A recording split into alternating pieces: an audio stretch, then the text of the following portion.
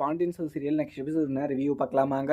இங்கே செந்திலுமே ஆஃபீஸ் முடிஞ்சு வெளியே வராங்க. வெளியே பார்த்தா இங்கே மீனாவுமே வெயிட் பண்ணிக்கிட்டு இருக்காங்க. உடனே மீனா கிட்ட போயிட்டு இங்கே எதுக்கு வந்த அப்படிங்கிற மாதிரியுமே செந்தில் கேட்குறாங்க. உடனே மீனாவும் நான் செஞ்சதுக்கு என்னை மன்னிச்சிக்கோங்க. அதே மாதிரி மயிலக்கா ரொம்ப குழப்பத்தில் இருந்தாங்க. அதே மாதிரி அவங்க சாகவே துணிஞ்சிட்டாங்க. அதனால் நான் காப்பாற்றி வீட்டுக்கு கூட்டிகிட்டு வந்தேன். அவங்கள நான் சமாதானம் சொல்லி அங்கேயே விட்டு வந்திருந்தா மறுபடியும் அதே ஒரு முயற்சி தான் பண்ணியிருப்பாங்க.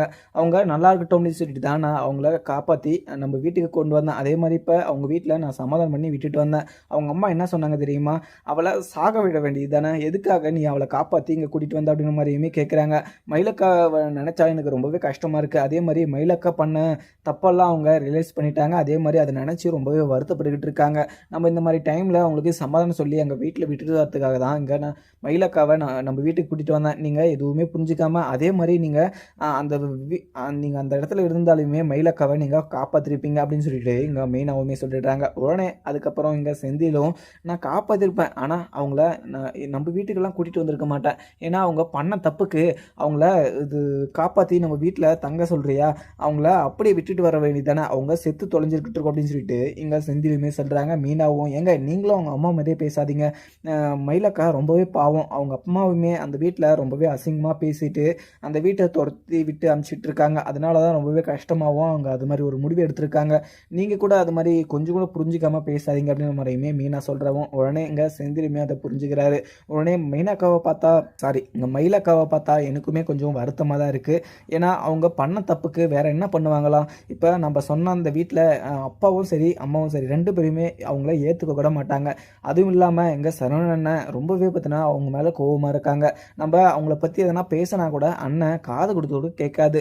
நம்ம இதில் என்ன இது நம்ம முடிவு பண்ணுறது? அதே மாதிரி நீ அவங்கள காப்பாற்றி அவங்க வீட்டில் விட்டுட்டு வந்துல, இனிமேல் அவங்களோட லைஃப்பை அவங்க பார்த்துக்கிட்டோம், நம்மளோட லைஃப்பை நம்ம பார்த்துக்கலாம், அவங்கள பற்றி நீ நினச்சி எதுவுமே வருத்தப்பட்டுக்கிட்டு இருக்காது அப்படின்னு சொல்லிட்டு இங்கே செந்திலுமே சொல்லிடுறாங்க. உடனே மீனாவும் எங்கள் மயிலக்கா எங்கிட்டேருந்து ரொம்பவே அழுதுகிட்டு இருந்தாங்க. அந்த வீட்டில் ஒரு வேளை சாப்பாடுக்காக அவங்க அம்மா ரொம்பவே அசிங்கமாக பேசுகிறாங்களாம். இவ கொஞ்சம் கூட குற்ற உணர்ச்சி இல்லாமல் இந்த வீட்டில் உட்காந்து சாப்பிட்டுக்கிட்டு இருக்கா, தண்டசோறுன்னு சொல்லிட்டு அவங்க அம்மா ரொம்பவே அசிங்கமாகவும் ரொம்பவே மனசு கஷ்டப்படுற மாதிரியுமே எங்கள் மயிலக்காவை திட்டிக்கிட்டு இருக்காங்க. அதனால தான் அந்த வீட்டை விட்டு மயிலக்கா வெளியே வந்துட்டு இருக்காங்க. அதனால தான் அந்த அக்கா சாக கூட துணிஞ்சிட்டாங்க போல அப்படின்னு சொல்லிட்டு இங்கே மீனாவுமே சொல்லிடுறாங்க. உடனே செந்திலும் அவங்கள நினச்சா எனக்குமே பாவமாக தான் தெரியுது, ஆனால் நம்ம என்ன பண்ண முடியும், நம்ம எதுவுமே பண்ண முடியாது, சரி வா நம்ம வீட்டுக்கு கிளம்பலாம் அப்படின்னு சொல்லிட்டு செந்திலும் மீனாவை கூட்டிகிட்டு கிளம்பிடுறாங்க.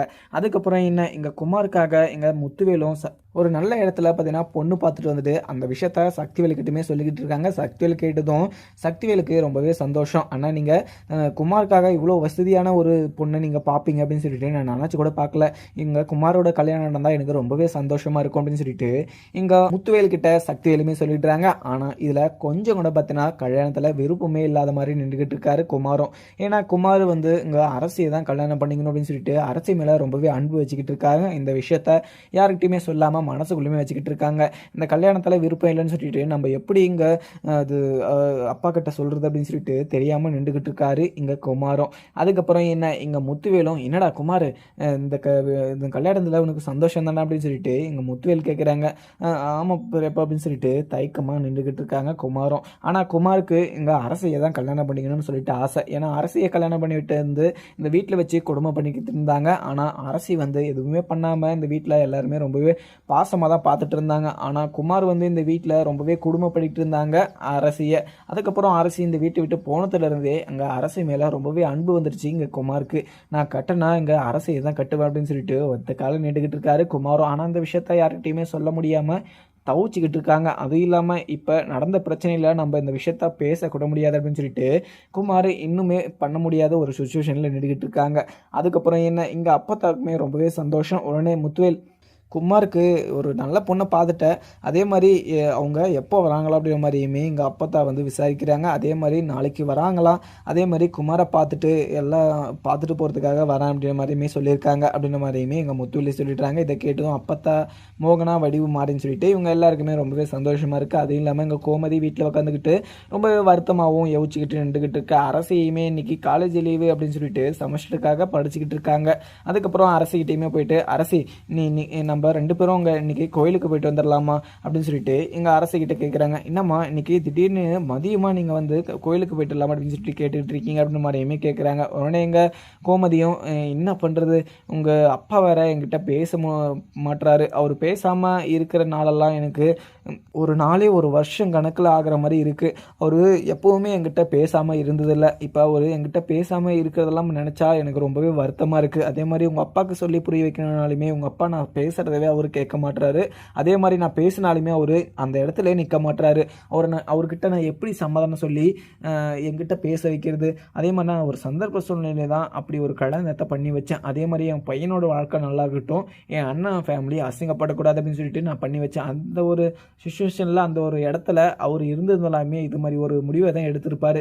ஏன்னா அப்போ ராஜியை அங்கேயே தனியாக விட்டுட்டு வந்திருந்தா கூட ராஜி என்ன முடிவு எடுத்திருப்பான்னு சொல்லிட்டு நம்ம நினச்சி கூட பார்த்துருக்க முடிஞ்சுக்காது அப்படின்னு சொல்லிட்டு இங்கே அரசிக்கிட்ட கோமதியும் சொல்லிடுறாங்க.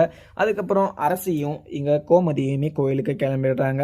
அதுக்கப்புறம் இங்கே மீனாவும் செந்திலும் 2 பேரும் காஃபி ஷாப்புக்கு போயிட்டு காஃபி குடிச்சிக்கிட்டே பேசிக்கிட்டு இருக்காங்க.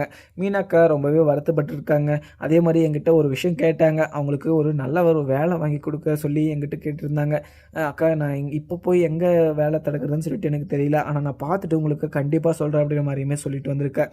ஏன்னா அவங்களுக்கு அந்த வீட்டில் இருந்துக்கிட்டு தண்டச்சோறு சாப்பிட்றாங்க அப்படின்னு சொல்லிட்டு அவங்க அம்மா சொன்னதை கேட்டுட்டு அந்த வீட்டில் என்னால் இருக்க முடியல, எதனா ஒரு எந்த வேலை இருந்தாலுமே நான் செய்கிறேன், எனக்கு ஒரு வேலை மட்டும் வாங்கி கொடுக்குறேன் மீனான்னு சொல்லிட்டு என்கிட்ட கெஞ்சினாங்கனுங்க அப்படின்னு சொல்லிட்டு எங்கள் மீனாவும் செந்தில்கிட்ட சொல்கிறாங்க. செந்திலும் மீனா நான் என்ன சொல்கிறேன்னா, நீ அவங்கள பற்றி யோசிக்காதன்னு தான் சொன்னேன். அவங்களுக்கு வேலை வேணும்னா அவங்களே தடக்கிக்கிட்டோம், நீ எதுக்கு அவங்களுக்காக கஷ்டப்பட்டுக்கிட்டு இருக்க?